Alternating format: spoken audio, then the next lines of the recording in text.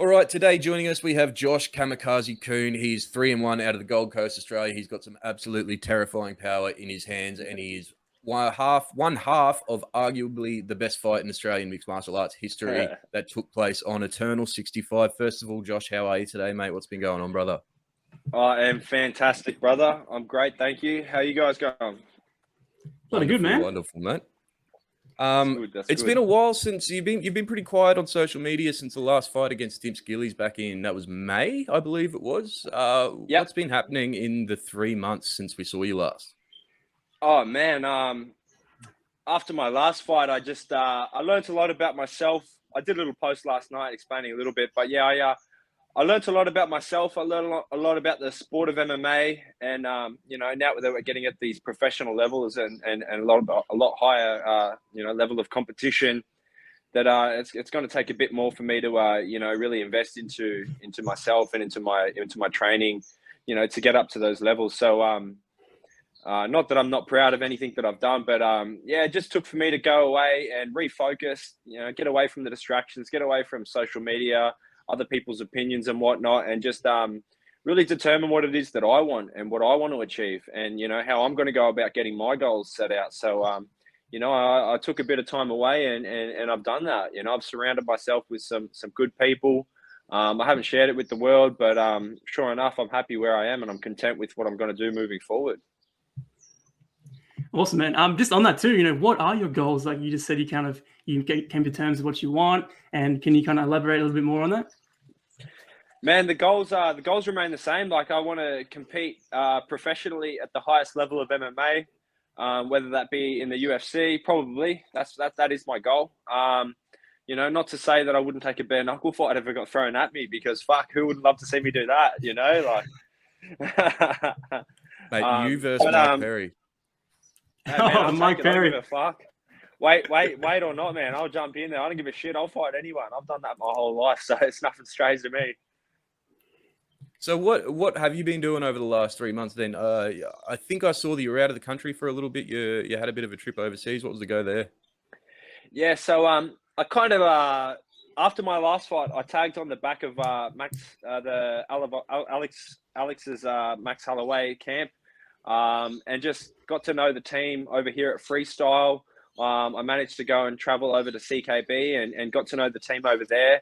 And then I went over to Vegas and got to see, the International Fight Week and how it's done at the highest level, and a bit of behind the scenes and what goes on, what happens in the fight camps in the lead up to something such a big event, and just surround myself in that atmosphere and really get involved in what it takes to be there, and surround myself with the right people. So now that I've done that, I set myself out a clear path of what I need to do to get myself to those levels, and I'm doing it.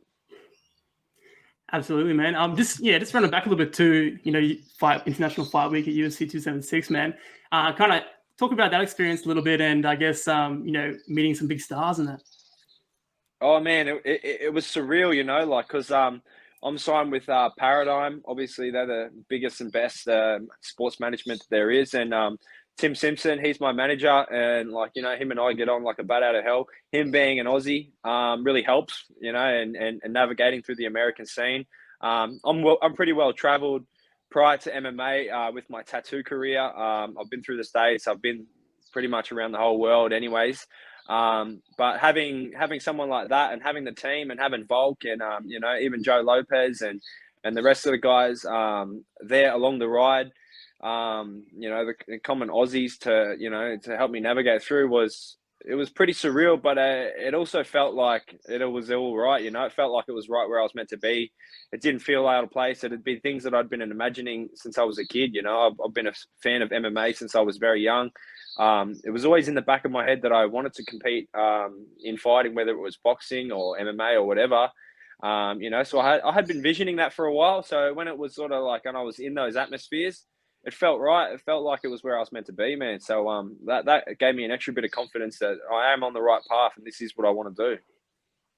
You mentioned there your tattoo career taking you around the world. Did you have much hesitation putting that on hold while you decided to chase the MMA dream? Like, what was the thought process there? Oh, massively, man. Like I've devoted my whole life and my whole first half of my career, over a decade, to the art of tattooing. And like anything, and the way I've committed myself to MMA now, I did the same thing with my tattoo career. Where it was, and never went out on. I started, quite young, when all my mates were out partying. And my bookings are on the weekends, because that's when people get their days off. So I'm at home, drawing designs night before while everyone's getting on it, and then going in the weekend while everyone's having a good time, and I'm putting in my work. And I did that for a very long time, and I built myself up to a pretty good level, in the tattoo industry, enough to get sponsored and enough to take me around the world, enough to get recognized, build a platform. A lot of the platform that I originally built on social media was purely for my tattoo career, and being known for that. The other thing is, I made very, very, very good money as a tattoo artist. I was quite sought after. So for me to, stop making that money and putting, that extra little bit on my family's plate, for me to take something, take a risk on myself and take a gamble and throw myself into something like MMA, where I had to start back at the bottom, in the amateur career, and, do it for nothing but personal reasons, was, it was very hard. The other thing is, I have a tattoo studio and a team that, I've built up for many years. And a lot of these guys came on board because of, the artist that I am and the knowledge that I can give to them, and, from my experiences, and to bring them up. So to step away from them and not be in the office and on the front line, giving them that, what I originally signed them up for, was also really hard, to feel like I was walking away from my team. But they all understood it. It was only guilt that I was wearing in myself. None of them felt that like that. It was just that, my own mental struggles to be selfish in a sense, and say, it's not that I'm, not there out of, choice, that I just want to be a boss and sit back and make money. It's because I want to pursue something new, and everyone understood that. And once I came to terms with that and everyone was cool, it was easy to decide that this is what I want to do, and now I'm going to focus on it. Man, it's super inspiring to see like somebody kind of, I guess, risking it all like that, risk it for the biscuit, as they say. And even kind of later in your career, man. So I think you started maybe 27, right? Started, or 26, started kind of hitting pads and stuff? Yeah, that's correct. So I think 2018 or November 2018, the very end of that year, Bam Bam. I was mates with Bam Bam for a little while as he was coming through the Gold Coast to do camps with Mark Hunt, and he and I got along like a bat out of hell. He and I sort of had a pretty similar upbringing, so you can imagine that. Drinking and that, but also just the rat bag years when we were kids, man, and the sort of the hard struggles and the shit that we went through, and the crowds that we went through as well. So him and I got along really well, and he knew that I was I just started doing a bit of boxing, behind the scenes and outside of my tattoo career, and he invited me over to Thailand and said, look, I've got a spot for you, come kick it, come see how the camp's done, and we got a room for you, come jump in on the training sessions. That was the Perth card where Mark, Tyson, and Ty all fought. And so I got to see firsthand for about, a little over a month how that camp went. And, I got to see firsthand then that, what it takes to pursue this as a professional career. And I fell in love with it. I fell in love with the boys. I fell in love with the sport. I fell in love with the camaraderie, the training, the mental, like, getting going and being physical and, getting all that energy out, and then being surrounded by the boys and eating good food. It was completely foreign to me, but it was something that had been in the back of my mind for so long. So to get that opportunity to go out there and see how it was done, that set me on the journey to decide, I can do this, and this is something that I do want to do, and like I'm going to have a crack at it. So that set me on the path to really take this off, and I commend, and all kudos to Bam for giving me a shot and a look at things, and here I am today. He's a good bloke, mate. He's a good bloke. You mentioned, He's the best. He's the best. You mentioned your family earlier. I know you've got 2 bubs now as well. How did the missus take it when, you decided this is what you wanted to start focusing your time in, and, obviously giving up a bit of the financial stability of running your own business and tattooing? Look, my business is quite successful. Outside of tattooing personally, there could be more money made. I'm quite you know, I'm pretty switched on. I've done well with business, you know, whether it comes to property development, you know, business develop, you know, I've done well with, you know, financially, and you know, the money's not the end goal. The biggest thing for her to adapt to was probably, you know, making another shift where I'd already done this whole same sort of thing. It's quite hard for any wife of a tattooer to take on board what they do, because, you know, your first passion is tattooing, because, you know, you spend countless nights drawing, you think about it. It's your, you know, you eat, sleep, and, you know, breathe it, and to be the best. And if you really are passionate about a craft like that, you have to give it your all, you know, and to the point where it's almost sickening. And, you know, and a lot of tattoo wives will understand that it's a very hard yakka to be a wife like that, and to, you know, to really let your husband or let your partner, you know, chase those dreams, and you know, really cop it sweet. But so she'd been through it through tattooing, and then we'd got through the sweeter days where, you know, we were able to sit back and enjoy the fruits of our labor. So for me to say, oh, look, I'm about to start this new career and we're going to go do it all again, she'd been through it. It was a hard pill to swallow, but, you know, she's on my side. She's been my ride or die since day one. And, you know, kudos to her. I couldn't have done any of it without her. She holds down the fort while I'm away training, and, you know, she's an absolute weapon. She's a businesswoman. You know, she's the mother. She's the works. I love, just before you jump in, Tristan, I love that you used cop it sweet there, mate. That's one of my favorite terms. Anyway, you jump in, Tristan. You're right, mate. I was just going to say, man, like, it's pretty interesting looking at kind of how, I guess, your tattoo career also shapes your, I guess, kind of like pursuing being a fighter as well. Because at some point, I'm pretty sure I heard that Cam from Eternal actually came in and you tattooed him, and that kind of led to your first fight, right? Yeah. So I'd clearly been a fan of the sport for a while, and yeah, I was just attending Eternal shows, and then randomly we got an email from Eternal saying, hey, did you want to sponsor one of our shows? And I said, yeah, fuck yeah, you know, jump us on a table, chuck our branding on there, and, you know, and I'll bring the crew down, and we'll support it. So, you know, we did that. It went off without a hit, and you know, we got some good feedback. Cam and Ben both came in from Eternal. They came in to get a tattoo after, and, you know, to say thanks. And, you know, I just did that tattoo for him. At that point, I had been practicing boxing for about, you know, 11 months. And I told them that I'd been trying to get a boxing match in the amateurs, and like for about, you know, 6 to 9 months there. And whether it was people pulling out, or, you know, fights falling over, or people just faking injuries, or whatever the fuck it was, I wasn't able to get a boxing match. And it was getting frustrating, because I had been putting my tattoo career on hold for, you know, doing fight camps and actually taking it serious, because it was something that I wanted to do. And if I do anything, I do it properly. And my frustrations were getting pretty high, because, you know, I'm putting on hold this, you know, amazing career that I do have to pursue a fucking boxing amateur match just to tick it off the bucket list. And Cam goes, would you fight MMA? And I said, fuck, I'll fight anyone. Just if you can say it's done and dusted, count me in. And he goes, well, fuck, man, in 3 months there's a show on the Gold Coast. Start training. And I said, all right, then, sweet. The rest is history, man. I got in there, and I invited everyone, man. I packed up probably half the show that day. All my friends and family. We sold tables on tables. I was probably the biggest seller on the night on my first amateur fight. And man, I went out there and starts the bloke in the first round, and man, the feeling I got from that, not just the win, not just getting your hand raised, but like the next day when you sit down and you look back at what you've achieved over the weeks and over the months, and, you know, what you've put into it, and, you know, to really feel the satisfaction. I never felt a high like that since, you know, the early parts of my tattoo career. And I felt like, fuck, this is something I'm going to have to do, because now I've felt this, I have to feel it again, you know? Fall in love with it straight away, man. That's it. Yeah, I did. You mentioned packing out the arena on your first amateur fight.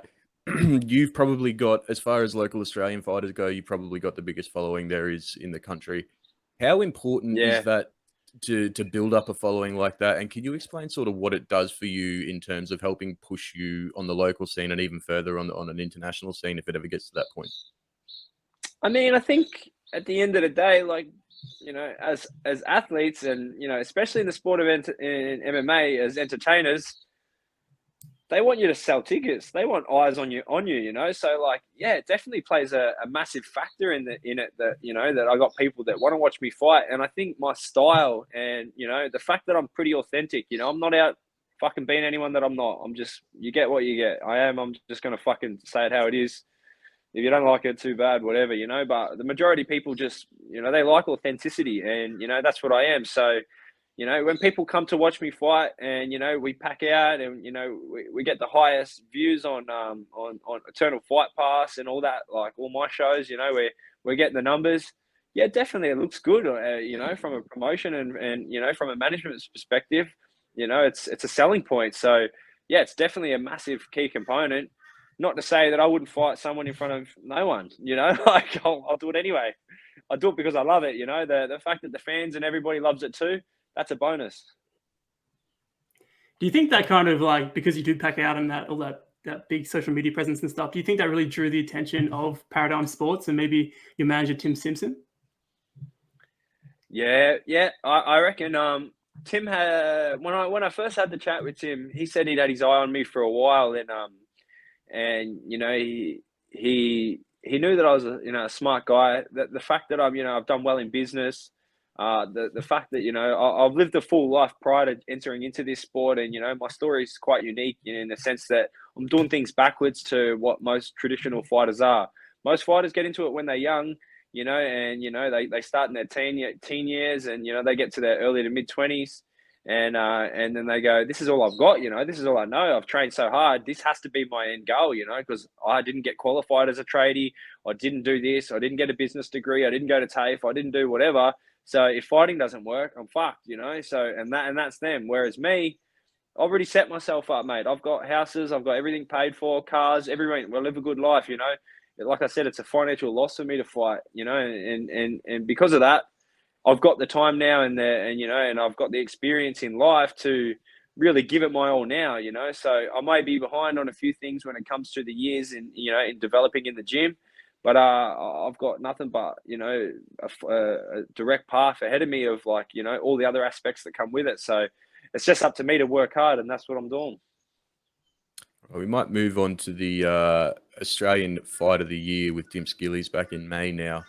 Mate, Yeah. It was an absolute war. I know you didn't come out, on top, unfortunately. But, mate, first of all, how did you pull up from the fight? Because neither of you looked real good at the end of that fight there. That was it was a sight to see. Yeah, no, I was actually sweet, man. Probably about a week and a half later, I was 100% good as gold, man. No, the face had been going back to sweet. My hands were good. My body was good. I was training again. There's a bit of superficial damage and shit on my face and that. Hands are a bit busted. My hand's still a bit busted. I got a busted thumb. I've been managing that injury for a bit, but no, overall I felt good, man. Like I wasn't too bad. To say I've had some fucking blues and I've come out worse wouldn't be a lie. Yeah, you got Tristan. Was it kind of good to get in there and have a kind of war like that, so you kind of see yourself tested and kind of get that out of the way? Yeah, like as you can see, if you look at it, apart from COVID and injuries, man, I've been active as I can be in the MMA scene, and that's purely because I know that, I need experience at this level. If I'm going to go on and I'm going to move up to these bigger promotions, experience plays a massive role. And I felt like after my last fight, that was the first fight that I really felt like I had, because prior to that, apart from walking out and practicing my walkout and practicing my warm up and going through camp process, I hadn't really experienced a proper fight, I'd just been out starching people round one. So I gained more from that fight than I did all of my other fights collectively. And, and I'm not worried about taking a loss, man. It's getting into the sport at this age, I've got nothing to lose, man. I'm doing it because I love this, So as long as it's entertaining, I'm happy to do it. But it's been the best thing that's ever happened to me, because I learned so much, man. I learned heaps of stuff. I won't give out too much because, we're still working on things, behind the scenes, but, I took so much out of that, and it's just going to make me such a better fighter. And, I want to get these experiences, get more experience here on the local scene. And then, I'm going to be tearing it up on the bigger shows in no time. What do you think? And I'm assuming you've rewatched the fight a couple of times, surely. Yeah. What do you think and feel when you're rewatching that, like watching yourself go through that sort of war? You fucking meathead. You shouldn't have been fighting with your ego. There's a lot of opportunities I could have wrestled. There's a lot of opportunities I could have done a lot of things where, I had some advantages. But after I got dropped in the first, and I don't know if you probably watched it back a few times or maybe watched it back once. I fucking Mate, I just think- laughed, man. I just laughed. I squared up. I didn't get knocked or dropped because chinned. I just shitty footing, I got clipped and I fell over and I just started laughing at myself how dumb that was, and then I got back to my feet. And then the whole game plan was out the window. For one, it was so fucking loud in there, like it was absolutely deafening. I couldn't hear me corner. I couldn't hear any instruction. They probably were telling me to wrestle. They were probably telling me to do a lot of things that I wasn't doing.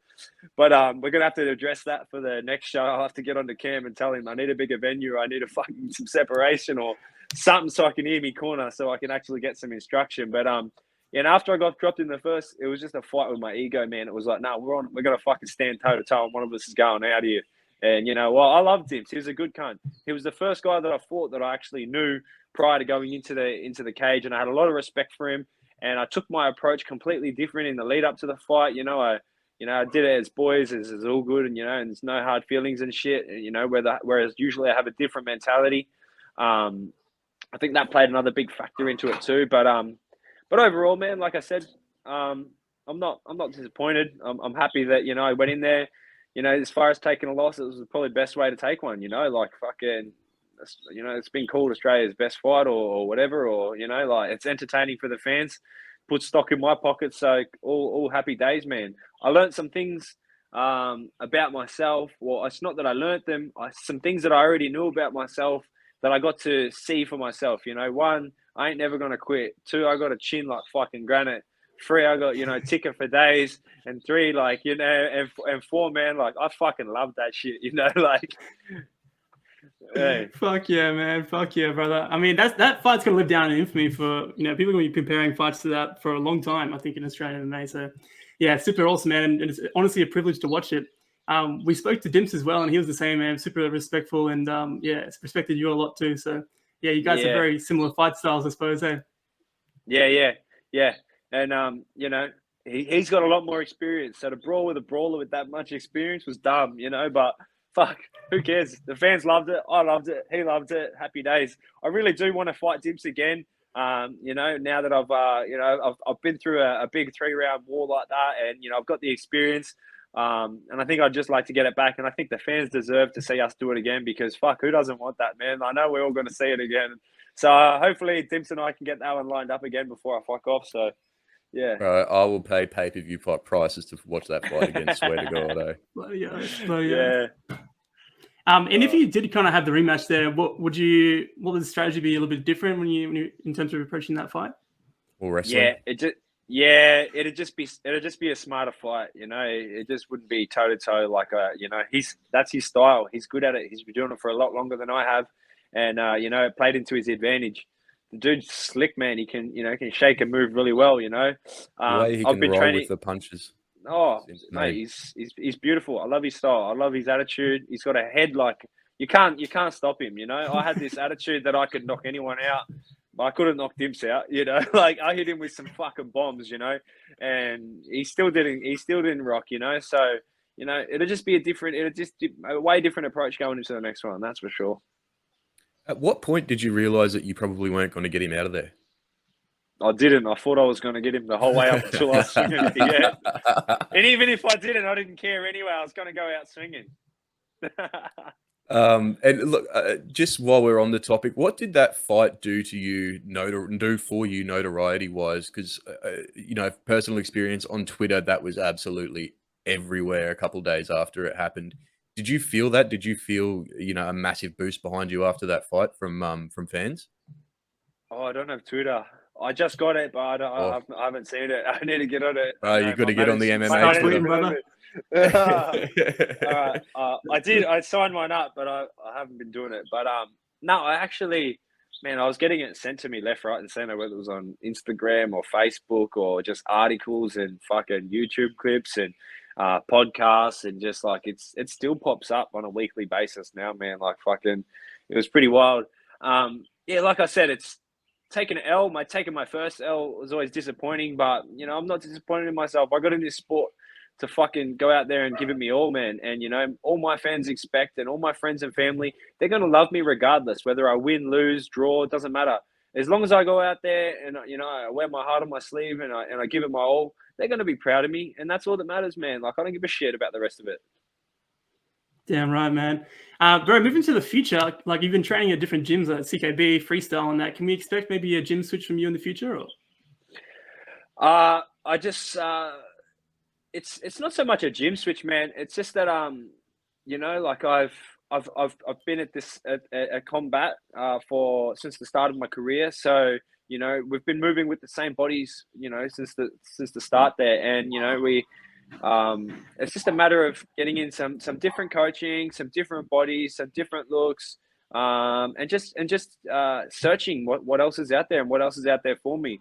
Obviously, the world champ, pound for pound, can't get better training than to be training with Alexander Volkanovski, you know, and then to head over to CKB. All the boys have been, you know, nothing but good to me with arms wide open. So to get training in over there, and you know, the knowledge and the wealth and the camaraderie and the you know, the structure, the teamwork, the bonding that happens at CKB, to be a part of all that, it lifts me massive, man. Like the gains, the improvements, the mental that I'm getting out of being in these places and being away from home where there's no distractions.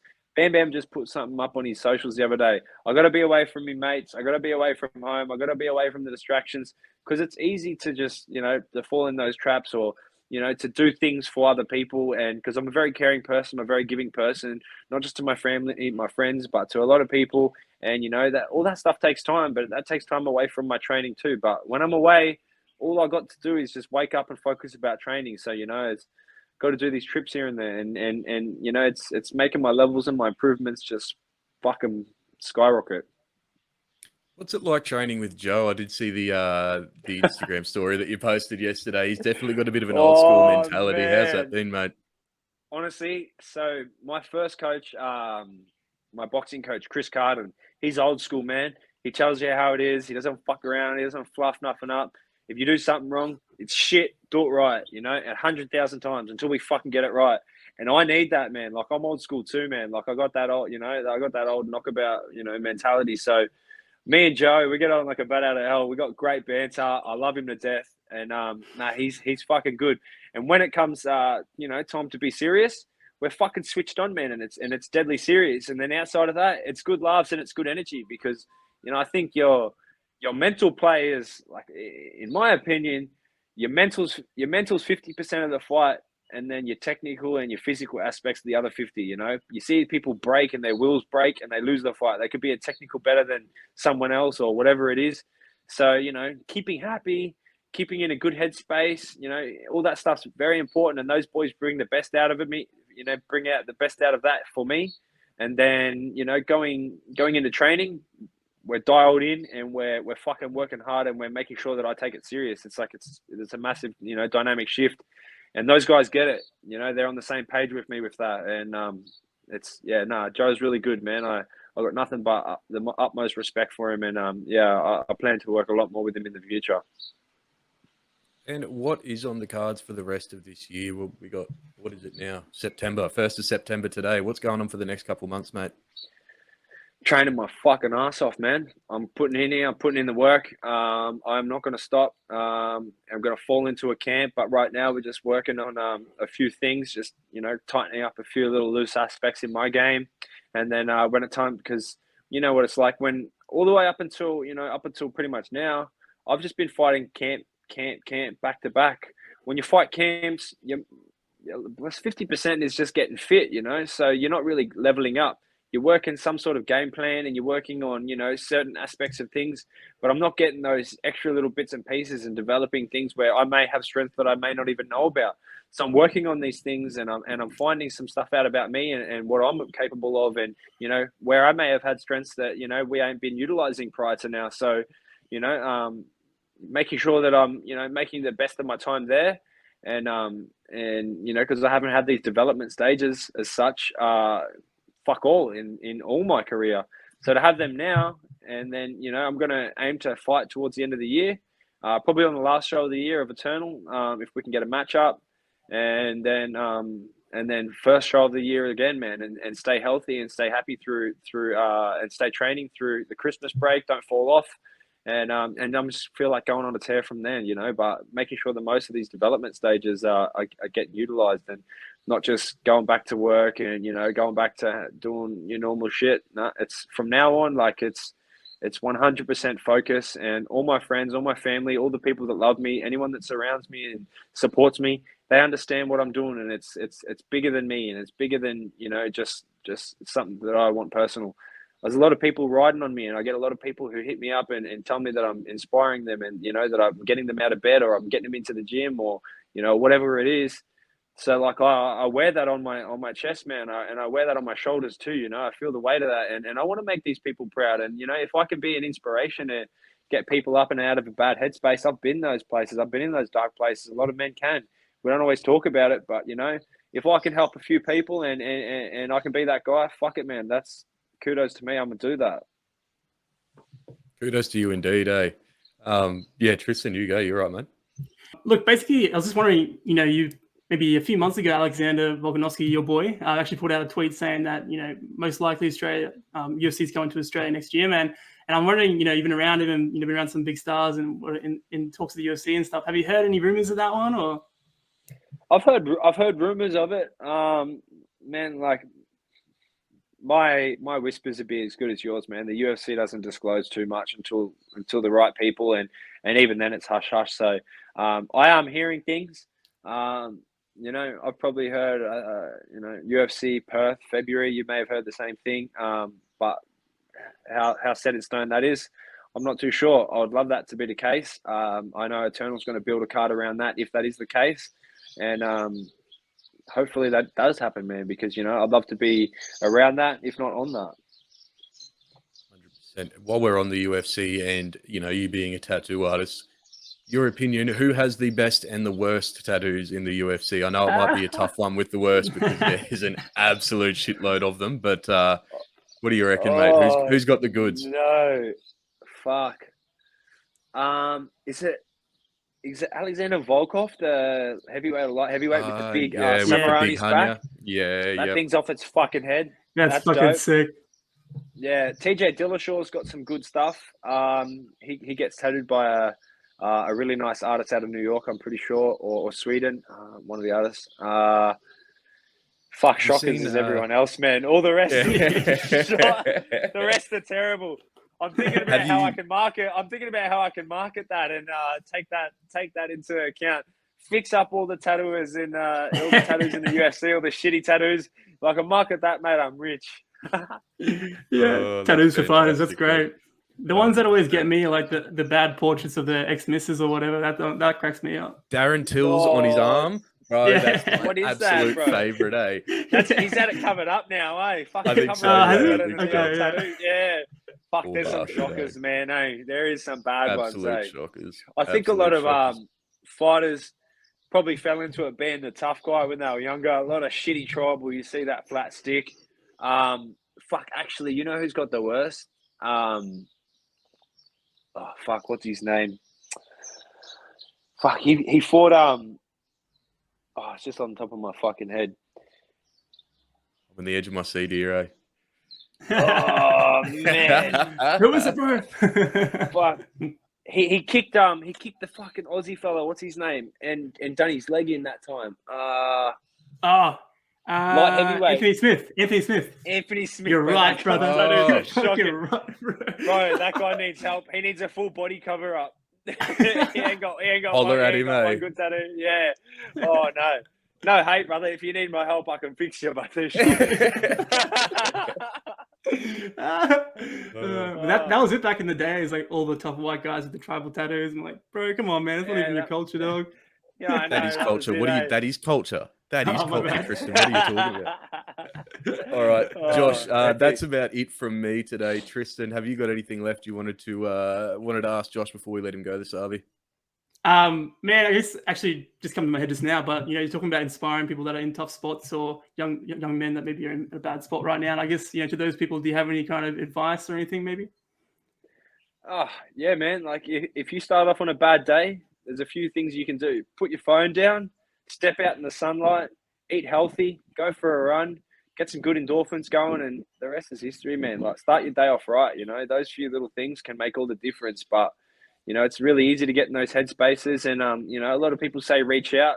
You don't really know who to reach out to. Fuck, reach out to me. I don't care. I'll reply to everyone's messages, man. Like, you know, when I get around to it, you know, may not be on the day, but, you know, I do my best to get back to people. If they're in a hard spot and I come across your message, I'll give you some words of advice, man, and, you know, I'll help you get out of those dark spots. If not, reach out to friends and family, man. Like, you'd be surprised who's willing to listen to you. And it's not weak to speak, man. It's true.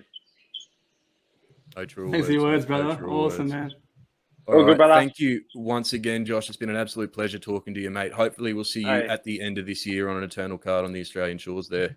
For sure, you will, brother. I appreciate it, man. Likewise, it's been great chatting, and you guys keep doing a great job. Cheers, Thanks, man. brother. Appreciate Cheers, that. dog. See you, brother. See you, man.